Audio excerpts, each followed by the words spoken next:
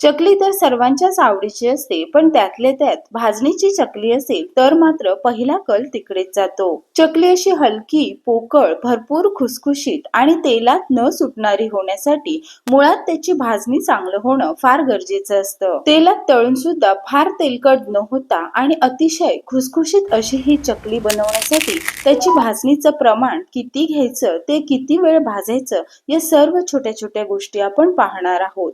आणि ही भाजणी एकदा का बनवून ठेवली की साधारण 5 ते 6 महिने अगदी सहज वापरू शकता. अचूक प्रमाणात 1 किलोची भाजणी बनवण्यासाठी नेहमीची जी ही आमटीची वाटी असते त्याचा वापर करते. आपल्याला जर किलोच्या प्रमाणात घ्यायचं असेल तर तसंही साहित्य मी सांगणार आहे. तर या वाटीने सुरुवातीला बरोबर 5 वाट्या तांदूळ घेतले.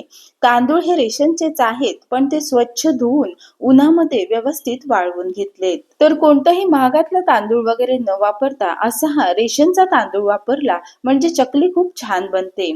5 वाटी तांदळासाठी 3 वाट्या भरून ही चण्याची डाळ घ्यायची.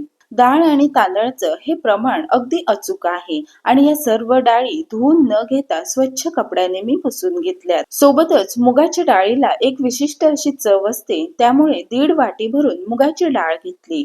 सर्वात शेवटी ही उडदाची डाळ घेतली. उडदाच्या डाळीचं प्रमाण मात्र फक्त पाऊण वाटी घ्यायचं.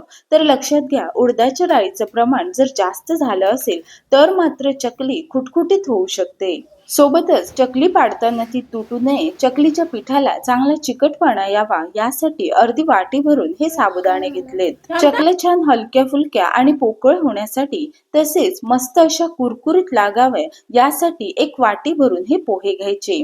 सोबतच मसाल्यांमध्ये अर्धी वाटी धणे आणि पाव वाटी भरून जिरं घेतलं. तर आपल्याला सुरुवातीला हे एवढंच साहित्य वापरायचं आहे. चकली चांगली व्हावी यासाठी मुळात भाजणी चांगली भाजणं हे फार गरजेचं आहे. तर त्यासाठी सुरुवातीला गॅस अगदी कमी ठेवायचा आणि यामध्ये हे तांदूळ घालून सतत असे परतत भाजून घ्यायचे. तांदूळ दाताखाली घेऊन बघायचा, तो कटकन जर वाजला तर समजायचं आपले तांदूळ चांगले भाजलेले आहेत. तर हे बघा, मस्त असे तांदूळ भाजून घेतलेत. आता हे मी बाजूला काढते. परातीमध्ये घेतल्यावर हलकेसे हे पसरायचे म्हणजे अगदी लगेच थंड होतात. सोबतच आता यामध्येच मी चण्याची डाळ भाजून घेते. तर चण्याची डाळ भाजताना सुद्धा गॅस अगदी कमी ठेवायचा आणि यातून छान असा सुगंध येईपर्यंत परतत भाजायचे. यातील प्रत्येक धान्य भाजायला प्रत्येकी वेगवेगळा वेळ लागतो, त्यामुळे सर्व धान्य एकत्र न भाजता अशी वेगवेगळी भाजून घ्यायची. चण्याची डाळ काढून झाली की नंतर मुगाची आणि ही उडदाची डाळ भाजायची. तर या दोन्ही डाळींचा आकार बघा अगदी सारखाच आहे, त्यामुळे सोबतच हे मी भाजून घेते. फार न करपवता अशा पद्धतीने हलकेसे गरम झाले की मग बाजूला काढायचे. तवा चांगला गरम आहे. आता यावरच हे साबुदाणे भाजते. साबुदाण्यांचा हलकासा आवाज येऊ लागला की यामध्ये हे पोहे घालायचे. तर पोहे भाजल्यावर बघा हलकेसे असे आकसले जातात, याचाच अर्थ छान असे कुरकुरीत हे पोहे भाजले गेलेत. पोहे आणि साबुदाणे बाजूला काढायचे. आता मात्र गॅस अगदीच कमी ठेवायचा आणि यामध्ये हे धणे आणि जिरे भाजायचे. धणे आणि जिरे न करपवता असे खमंग सुवास येईपर्यंत भाजून घ्यायचे. आता मात्र ही भाजणी पूर्णपणे थंड करायची. तर लक्षात घ्या, भाजणी गरम असतानाच डब्यामध्ये वगैरे भरायची नाही. अशाच ज्या परातीमध्ये किंवा मग एखाद्या सुपामध्ये पूर्णपणे थंड झाली की मग ती अशी एकत्र मिसळायची. ही भाजणी अशी मिसळून झाली की नंतर एखाद्या डब्यामध्ये भरून गिरणीमधून दळून आणायची. नेहमी आपण गव्हाचं पीठ जसं दळून आणतो त्या पद्धतीचंच एकदम बारीक पीठ दळून आणायचं. तर ही सर्व भाजणी मी दळून घेतली. अशी ही भाजणी एकदा बनवून ठेवली की साधारण 5 ते 6 महिने आपण सहज वापरू शकता. आता एवढ्या या भाजणीची चकली न बनवता साधारण 2 कप भाजणीची चकली मी बनवणार आहे. पिठाची उकड घेताना यामध्ये किती पाणी घ्यायचं किंवा मग एक खास पदार्थ मी वापरणार आहे, ज्यामुळे लहान मुले सुद्धा अगदी आवडीने ही चकली खातील. तर त्यासाठी बघा, सुरुवातीला ही 2 कप भाजणी मी काढून घेतली. यासाठी आपल्याला पाणी गरम करायचं आहे. तर सुरुवातीला बघा 1 कप पेक्षा थोडंसं कमी एवढं पाणी घेतलं. तर बरोबर ही दोन्ही कप थोडीशी कमी भरून मी घेतलेली आहेत. या पाण्याला चांगली उकळी येऊ द्यायची. आता मात्र गॅस अगदी कमी ठेवायचा आणि यामध्ये पुढचं साहित्य घालू. तळणीचा पदार्थ आहे, तो पचायलाही हलका व्हावा असावा यासाठी यामध्ये 1 चमचा ओवा आणि थोडासा हिंग घालायचा. सोबतच 1 चमचा भरून पांढरे तीळ घातलेत.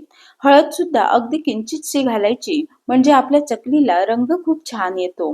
इथे मी 1 चमचा भरून लाल तिखट घेतलं. नेहमीचे घरगुती लाल तिखट आहे. आपल्याला जर बेडगी मिरची पावडर वापरायची असेल तर तशी सुद्धा वापरू शकता. चवीप्रमाणे मीठ घातलं आणि या सर्व साहित्याला एक उकळी येऊ द्यायची. मार्केटमधल्या चकल्यांना बघा छान असा बटरी फ्लेवर असतो, त्यामुळे लहान मुले सुद्धा फार आवडीने खातात. त्यामुळे आजच्या या चकल्या बनवताना यामध्ये मी बटर वापरणार आहे. तर मार्केटमधलं बटर वापरू शकता किंवा इथे मी हे 2 चमचे भरून घरगुती लोणी घेतलं. हे लोणी घातल्यावर सुद्धा याला छान अशी उकळी येऊ द्यायची. हे सर्व बघा चांगलं असं एकजीव झालं. आता याची उकड काढताना सुद्धा लक्षात ठेवायचं, म्हणजे आपण मोदकासाठी किंवा मग भाकरीच्या पिठाची अगदी मऊसूत अशी उकड काढतो तशी न काढता सुरुवातीला गॅस बंद करायचा आणि ही बघा ही उकळी थोडीशी अशी शांत झाली की मग यामध्ये पीठ घालायचं, म्हणजे आपलं पीठ अगदीच चिकट न होता छान असं मऊसूत राहतं. तर हे बघा ही उकळी पूर्णपणे शांत झाली. आता यामध्ये आपल्याला ही भाजणी घालायची आहे. तर ही भाजणी घालताना सुद्धा अगदीच धपकन न ओतता अशी थोडी थोडी करून भाजणी घालायची. गॅस तर आपण बंदच केलेला आहे. आता मात्र अगदी भराभर ही चमच्याने ही भाजणी अशी एकजीव करायची. सतत असं मिसळल्यामुळे बघा पिठाच्या प्रत्येक कणाला मस्त असा मसाला, मीठ सगळं लागून येतं. आता यावर झाकण ठेवायचं आणि साधारण 5 ते 6 मिनिटे हे असेच ठेवायचं. 5 ते 6 मिनिटांनंतर वरचं झाकण मी काढलंय. ही भाजणी अजूनही थोडीशी गरम आहे. आता गरम असतानाच हे मी मळून घेते. तर एखादी अशी परात घ्यायची आणि त्यामध्ये ही भाजणी सुरुवातीला मळून घ्यायची. उकड काढताना पाण्याचं योग्य प्रमाण वापरलं असेल तर मात्र बघा हाताला किंवा मग या परातीला सुद्धा पीठ चिकटत नाही. अगदी व्यवस्थित ही भाजणी मी मळून घेतली. आता यावर झाकण ठेवायचं आणि अगदी 2 ते 3 मिनिटे हे असेच ठेवायचं.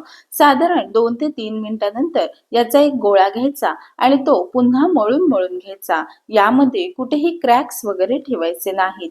चकलीचा साचा घ्यायचा, त्याला आतून तेल लावायचं आणि मग यामध्ये हे पीठ घालायचं.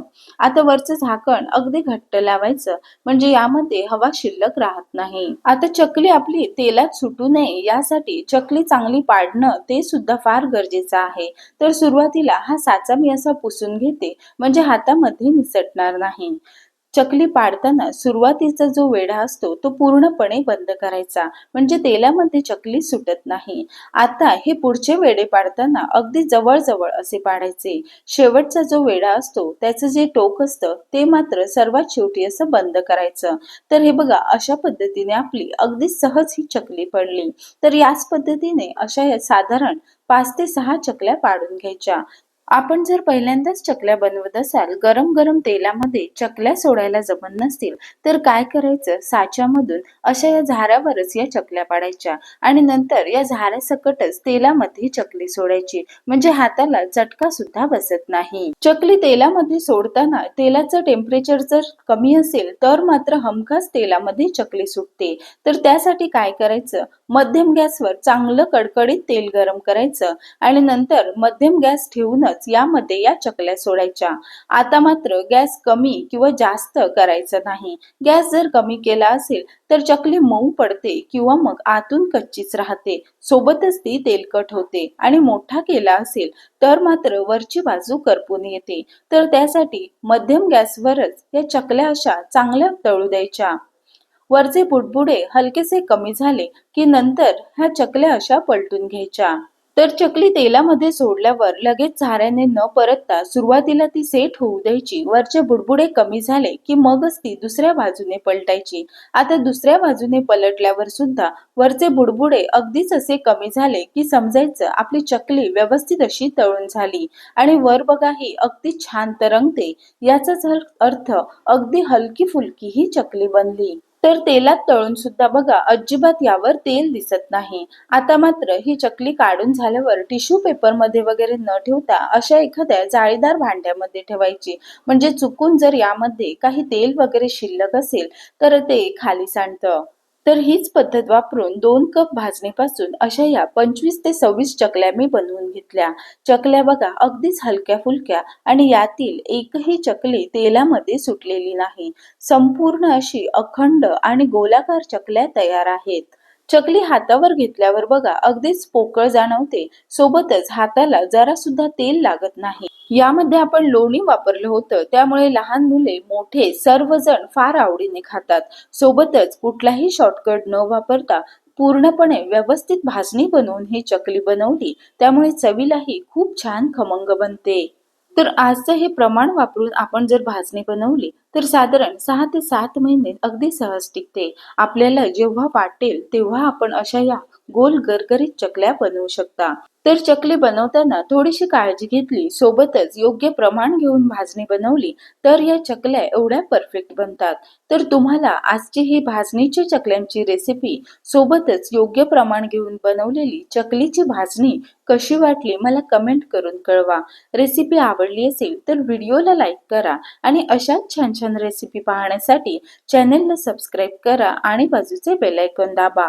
लवकरच भेटू एखाद्या नवीन रेसिपी सोबत. तोपर्यंत धन्यवाद.